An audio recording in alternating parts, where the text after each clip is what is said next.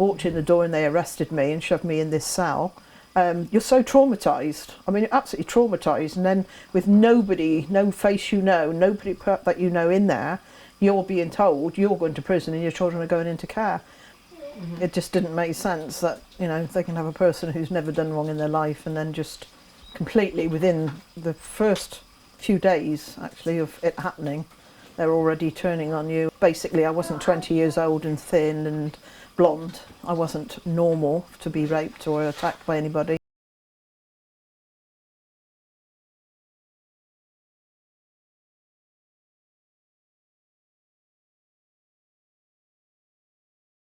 There was an incident when you were in prison, when you were sleepwalking, where the guard had to go get you, and she gave you some information about what you had been saying. Yeah, I went missing off the block. I'd got out. Don't ask me how, but I got out, and I was gone for an hour. They eventually found me, and there was one. She was a particularly nice female officer, I have to admit. She came around and talked to me the next day. She said, "I'll tell you now, Gail, I do believe everything that you've said, the story you've told us."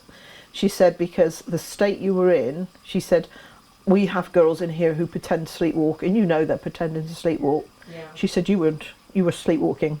She said, and you were shaking from head to foot, and you kept trying to get the blood off the phone. Get the blood off the phone? Yep. And she said, you kept scraping and saying, I can't get the blood off the phone to use the phone. She said everything, it was so real.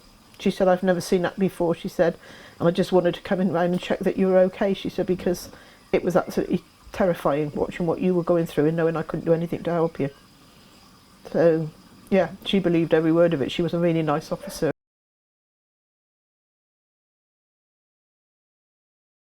It was just unbelievable. Mm-hmm.